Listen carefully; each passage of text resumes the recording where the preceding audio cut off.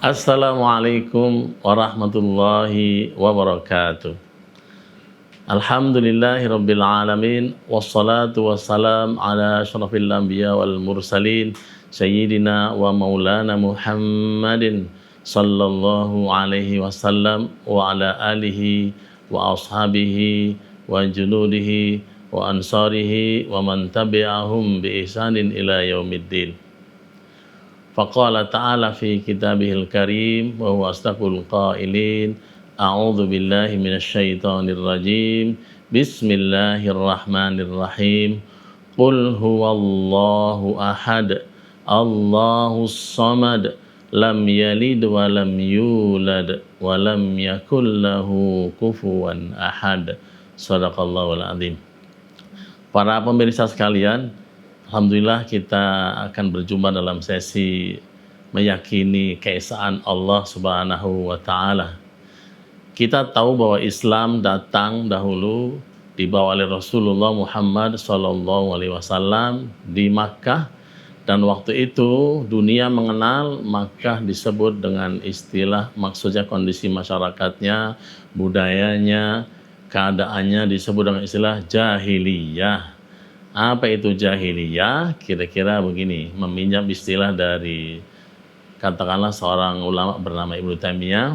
Beliau menyatakan bahwa jahiliyah itu adalah ketika seseorang itu hidup di bumi Allah, ya, dia juga hidup karena Allah, diberikan seluruh fasilitas oleh Allah, ya, diberikan rezeki oleh Allah, dilindungi oleh Allah, tapi seluruh kehidupannya itu tidak bermakna untuk pengabdian kepada Allah Subhanahu wa Ta'ala. Dia tidak beribadah kepada Allah, bahkan dia beribadah kepada yang lain. Oleh karena itu, waktu Rasulullah datang saat itu, beliau harus merombak masyarakat jahiliyah menuju masyarakat yang bertauhid, beriman hanya kepada Allah Subhanahu wa Ta'ala.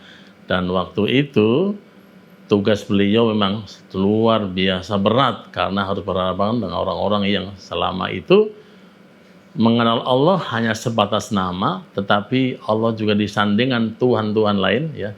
Allah itu disejajarkan dengan Tuhan-Tuhan lain, yang Tuhan itu ada kurang lebih 360 berhala di sekitar Ka'bah. Ini berarti tugas yang sangat berat. Baik, tadi kita sudah menyampaikan bahwa masyarakat Arab dikenal dengan berbudaya jahiliyah. Ya, salah satu contohnya adalah mereka menyandingkan Allah dengan Tuhan-Tuhan yang lain. Jadi Tuhan lain itu berupa patung, ya, banyak sekali. Ada yang menyatakan sekitar 360 yang berada di sekitar Ka'bah dan di Mekah. Ya. Nah, ketika mereka berdoa kepada Allah, menyebut nama Allah, tapi mereka juga membawa nama-nama Tuhan yang lain. Yang kita kenal misalnya ada Tuhan-Tuhan yang ada Lata, ada Uzza, ada Manat, dan itu masih banyak lagi. Nah, oleh karena itu, misi Rasulullah hadir waktu itu adalah dalam rangka untuk memberantas semua kejahilian itu. Dan dari mana mulainya? Yaitu dari persoalan ketuhanan. Tuhan yang banyak itu harus dihilangkan dan hanya ada satu Tuhan, yaitu Allah Subhanahu wa Ta'ala. Tentu masyarakat bertanya-tanya, kira-kira begini, Tuhan yang banyak saja kayaknya nggak cukup, apalagi satu. Lalu mereka bertanya ke Rasulullah, wahai Muhammad, seperti apa Tuhan kamu itu? Atau sifat Tuhanmu itu seperti apa? Maka itu menjadi asbabun nuzul turunnya surat Al-Ikhlas sebagaimana di mukadimah saya bilang tadi. A'udzu billahi minasyaitonir rajim. Bismillahirrahmanirrahim. Qul huwallahu ahad. Allahus samad. Lam yalid wa lam yulad wa lam yakul lahu kufuwan ahad. Ini termasuk surat Makkiyah karena turunnya di Mekah, dan surat-surat pendek, ya. Jumlah ayatnya juga hanya 4, tetapi isinya sangat dahsyat. Ya, ini menggugurkan semua Tuhan-Tuhan lain, dan Tuhan itu harus hanya satu. Itulah disebut dengan istilah Tuhan yang Maha Esa, yang hanya satu, tunggal, ya. Dan kemudian yang kedua itu, Allah itu tidak diperanakan dan juga bukan hasil dari peranakan. Artinya Allah tak punya bapak, Allah tak punya ibu, dan Allah juga tak punya keturunan. Lam yalid wa lam yulad. Dan berikutnya Allah adalah tempat bergantung, ya. Maksudnya apa? Ya, kalau kita gampangannya itu gantungan, mau nyantolin baju, gantungnya harus lebih kokoh daripada bajunya. Kalau nggak kokoh, ya jatuh begitu. Dan Allah ini gantungan semesta raya, ya, dan beserta seluruh makhluk yang ada di dalamnya. Artinya apa? Allah itu berarti harus sangat kokoh. Selain tunggal, maka dia harus sangat kokoh, sangat kaya, ya, maha menyokong seluruh kehidupan semesta ini, maha memelihara, maha melindungi, maha mencukupi, dan semua maha yang lainnya. Nah, itulah makna dari surat Al-Ikhlas itu, diantaranya adalah itu. Lalu kita fokus pada masalah keesaan Allah, ya. Apa yang dimaksud dengan keesaan Allah itu? Nah, ini yang akan kita bahas, ya.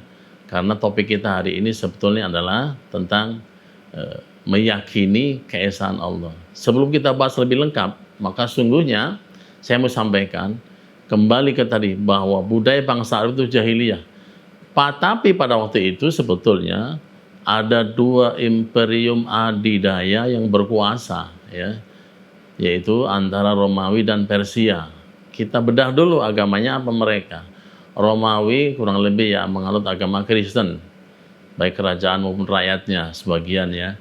Kemudian Romawi, asalnya Romawi ada Persia. Persia ini memang mengakui Tuhan, ya, menyembah Tuhan, tapi Tuhannya berupa materi, yaitu api. Di saat yang lain ada juga orang-orang yang tidak mengakui adanya Tuhan.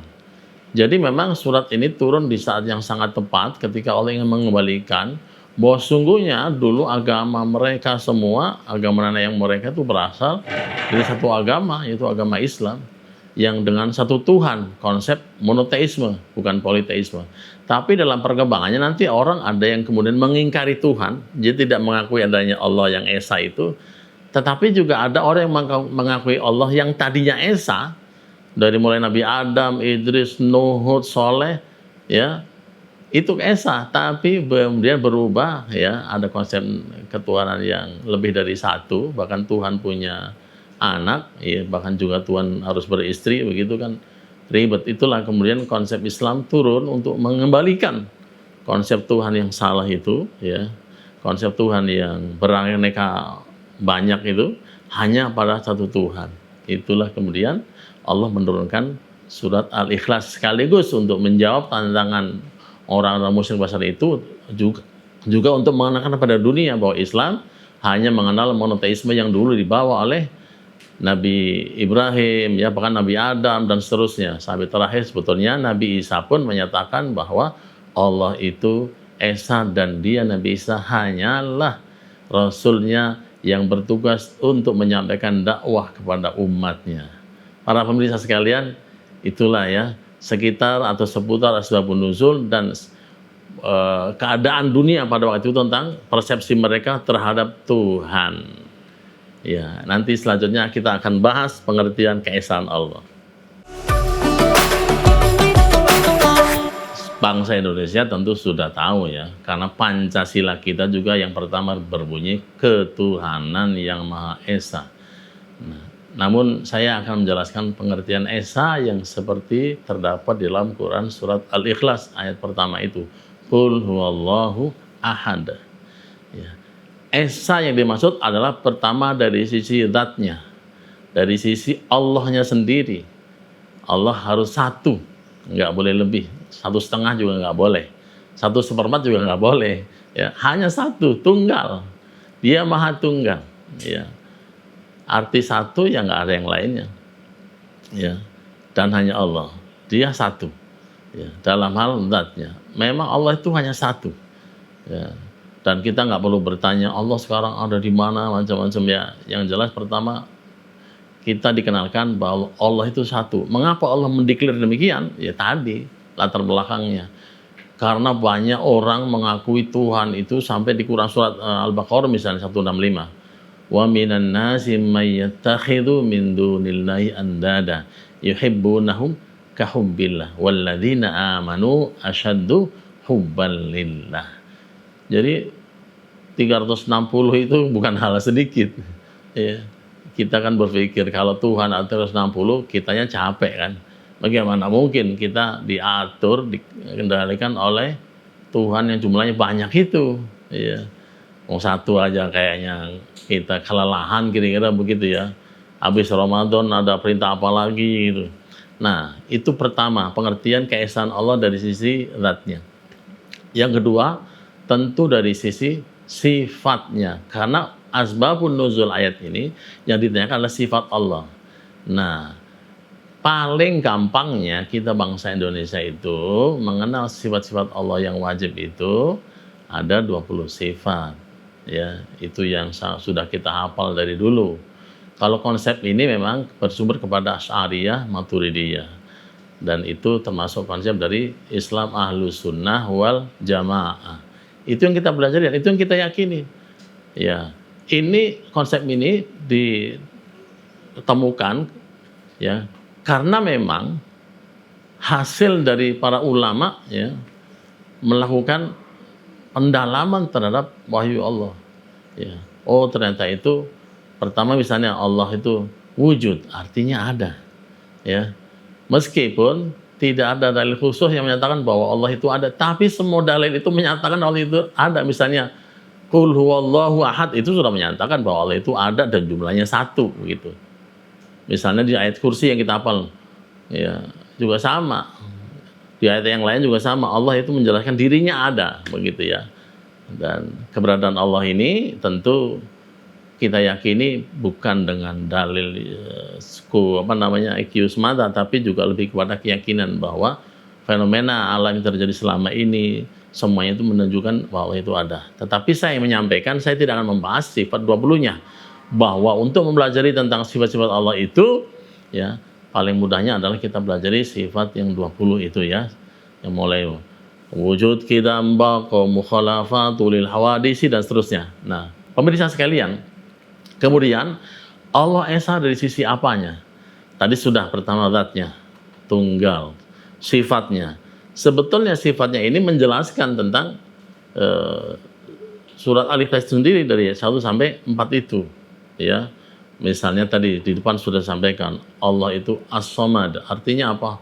Yang kokoh, yang tangguh, yang kaya, yang sanggup mengelola alam semesta, bahkan dari menciptakan, memberinya rizki dan seterusnya. Ya, kemudian Allah juga lam yalid wa lam yulad tadi ya. Ya, supaya Allah itu terbebas dari tuduhan. Ya kan kebayang juga kalau Allah itu punya nafsu. Ya, ciptaannya ada yang cantik-cantik, ada yang ganteng-ganteng gitu kan. Nah, karena itu agak lucu juga kalau Tuhan itu punya syahwat kepada ciptaannya, itu repot nanti. Ya, sang suami cemburu. Kenapa? Istrinya digauli Tuhan, kan repot. Tuhan tidak boleh bersyahwat, ya. Sehingga dia terganggu dengan ciptaannya sendiri, ya. Ya, artinya bahwa logika ini menjadi nyata, akhirnya Tuhan memang nggak boleh punya anak gitu. Dan tidak mungkin punya anak dan bukan berasal dari peranakan. Itu yang lam yalid wa lam yulad ya. Walam yakul lahu kufuwan ahad ini menjelaskan bahwa tidak ada satu makhluk pun, kalau kita bicara makhluk berarti dia hasil ciptaan. Siapa ciptaan? Kita semua. Lalu siapa ciptanya? Tentu Allah Subhanahu wa taala ya. Jadi seluruh ciptaan Allah ini tidak ada yang sebanding dan setara dengan Allah Subhanahu wa taala. Itulah maknanya bahwa Allah itu tidak ada satupun yang setara dengannya. Kekuasaannya, kekayaannya, dan seterusnya. Pemirsa sekalian, nanti kita lanjutkan bab berikutnya, ya bagaimana implementasi tentang kehidupan kita yang berketuhanan kepada Allah SWT sebagai Tuhan yang Maha Esa. Baik, tadi di sebelumnya sudah sampaikan bahwa kita akan menyampaikan tentang konsep ketuhanan yang Maha Esa itu yang kita sebut atau kita bersumber kepada Al-Asy'ariyah Maturidiyah, yaitu sifat wajib bagi Allah ada 20. Mengapa kita menggunakan itu? Karena kita menghindari menafsirkan sendiri ya. Pertama, di zaman seperti sekarang ini kita tidak bisa seenaknya menafsirkan Allah Esa itu maksudnya begini begitu, tapi kita langsung ya bersumber kepada teori-teori yang sudah merupakan kajian yang mendalam dari para ulama. Nah, para pemirsa sekalian, katakanlah begini, kita mengenal Allah itu dengan istilah wujud, ada. Bagi kita tidak perlu mempertanyakan Allah ada di mana. Nanti masalah nih. Ya. Kalau Allah ada di arsy berarti Allah punya tempat, diskusinya jadi panjang. Cukup bagi kita Allah itu ada dan dia mengetahui seluruh seluk-beluk semesta raya ini. Kemudian berikutnya, misalnya, bentuk Allah itu seperti apa? Itu nggak perlu itu. Karena Rasulullah pernah bersabda, kalau kamu otakmu mulai terbimbing untuk menanyakan Allah itu seperti apa, mempertanyakan tangan Allah seperti apa, setelah kehidupan ini ada nggak kehidupan lagi, bagaimana setelah kiamat ini kita katakan kita di surga, kemudian ada yang di neraka, apakah Allah akan bikin kehidupan lagi? Itu sebetulnya bukan ranah kita. Itu kita serahkan saja kepada Allah SWT. Karena apa? Allah itu maha berkehendak. Ya. Qudrah dan iradah Allah. Itu yang ada di sifat 20. Ya terserah Allah. Mau menentukan apa saja, itu urusan Allah. Ya ngapain juga kita mikirin gitu. Ya kan? Selain nggak ada tuntunannya, maka kita bisa terjebak dalam situasi bisa menjadi ateis.